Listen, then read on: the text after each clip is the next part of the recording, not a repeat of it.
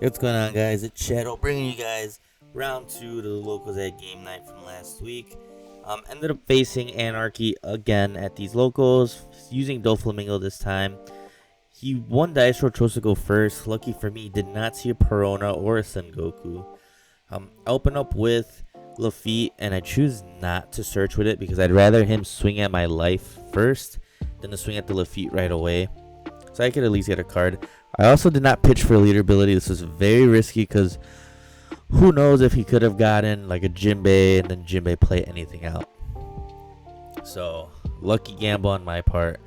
Pass his turn to me, and then you're gonna see here I contemplate on whether or not doing the Lafitte ability to draw a card, really just a plus up, and I decide not to at that point because at this point I'd rather remove the field. So I swing 5 at his Crocodile, really hoping to bait it out. If he let it go, then I would have Lafitte search and did some other things, but he counters with a 1k, so I choose to black hole it and knock it. So he did lose a card from hand even though it was gonna go, and this time I pitched stronger for my leader ability. This Blackbeard versus Dofi matchup is very difficult for Blackbeard. We all know that Dofi stomps Blackbeard, so you pretty much have to pitch for leader ability every turn at the start of the game so that they can't pop off and use, again, like the Jinbei to Weevils or Weevil draw cards. So everything has an on-play ability in Dofi, with the exception of this Teach. So he does play out the Teach this turn, and he also contemplates on using the Teach to start, swinging big. The thing with Teach is every time you use his ability, you lose your hand size since you have to put a card from your hand to the top of the deck. So very risky, but it's very aggressive at the same time. So he just blind shoots leader ability, ends up getting a buggy, and then passes turn. I draw finger pistol, and honestly, really contemplating it, but I do swing 5 at the buggy. But what I was saying is that finger pistol, I'm gonna actually end up using it on the Teach, and the only reason why I choose to use it on Teach is so that I can continuously remove what's on the field, and this Teach is the only activate main card that they run in the deck, so I'd rather get it off the field ASAP so they can't get the value. Yes, they would lose hand size using it, so I could have got some benefit from it, but I'd rather just take it away so that now me removing this Teach forces him to have to swing at the Lafitte next turn unless he wants me to get cards. So we're back to Lafitte being a pseudo blocker since Dofi is unable to go wide, which he is able to, but getting a buggy off that life hit or leader ability really doesn't help whatsoever. So here he does his leader ability, swings at the Lafitte, ends up getting another Teach, which is good for me because again, it's just a 2-3, so I can just swing at it and he's gonna have to protect it with 2 cards. So I'm okay with that, and it's very costly to try to save at this point because you don't want to lose your whole hand size trying to protect this. It's gonna be 2 cards or 3 1Ks. So end up swinging at the Teach, and he lets it go. And then here I'm gonna tap 4, play out a Laboon and a Dot Q for 6, my bad, and knock in the Jinbei. And I'm also gonna establish a Vasco shot, and I put the Vasco shot in case he tries to swing big at the Laboon. I can protect the Laboon and get another knock on another one of his Warlords. And I pitch Stage for leader ability. Stage in this matchup really is not that great because they can always, or I'm losing hand size and I'm already pitching every turn, so there's no point in wasting a card and trying to get a search off, in my opinion. And he ends up using Gravity Blade and chooses the Vasco and the Laboon, which was very weird. Honestly, choosing the Dot Q would have actually been the better choice in my opinion because it's what I'm using to knock. But in his mindset, he'd rather get rid of the Vasco shot and the Laboon because I'd have to find another card to give cost reduction to pair with the Dot Q. So he was basically taking a gamble.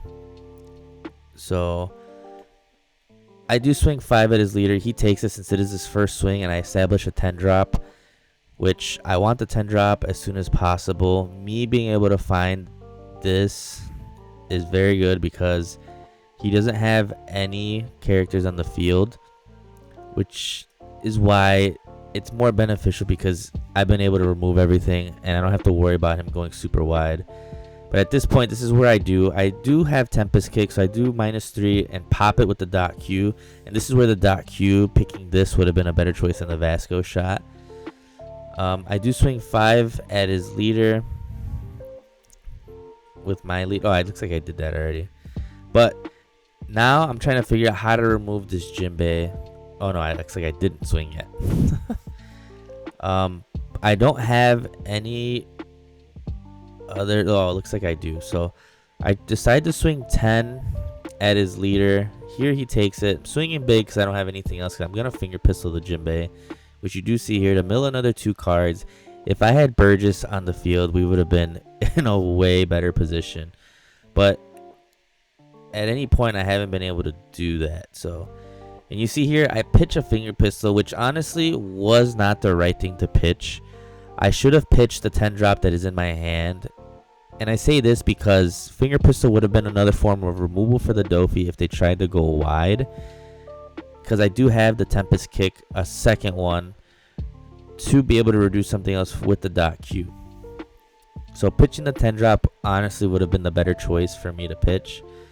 And I honestly, that is what I thought in this very moment as well. Because you're going to see me next turn kind of struggle to figure out how to find the removal. And so this was very high rolling on my part, honestly.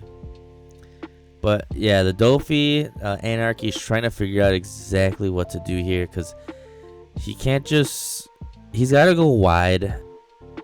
And wide enough that I can't establish it. But every turn I've been able to answer any of his warlords that he's played.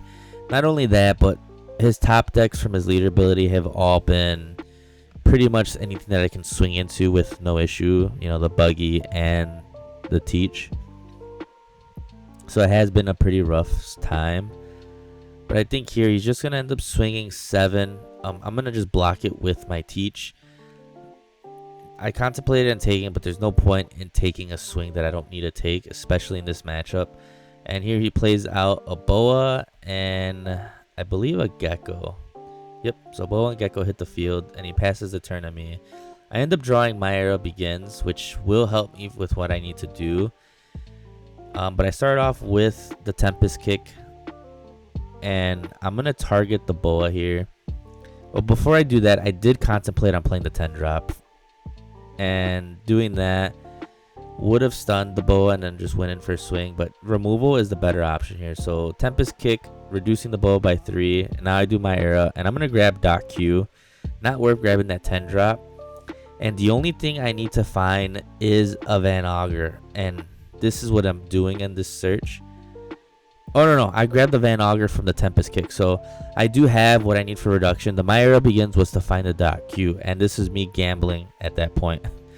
So I swing 6 at his leader since I'm going to have an extra Don. And he gives me a 2K. And I play the Van Augur and dot Q and knock the Gecko Moria. And pitch the last 10 drop. And again, this was all made way more difficult because I have to pitch the finger pistol last turn. All I had to do was pitch the 10 drop and I would have been able to remove both bodies without any issue. But this way is better because I was able to establish 2 extra bodies that he's got to worry about. That being the Van Augur and another dot Q for removal. So now I'm guaranteeing a removal each turn with the Van Augur and the dot Q. And at this point he realizes that him swinging at the Van Augur to try to remove the field is going to be give me a card 1, but then also waste the turn that he could have swung at my leader. And you see there, he does leader ability and gets another Buggy. And I thought he passed his turn, but he was going to play out another Perona, which you do see there.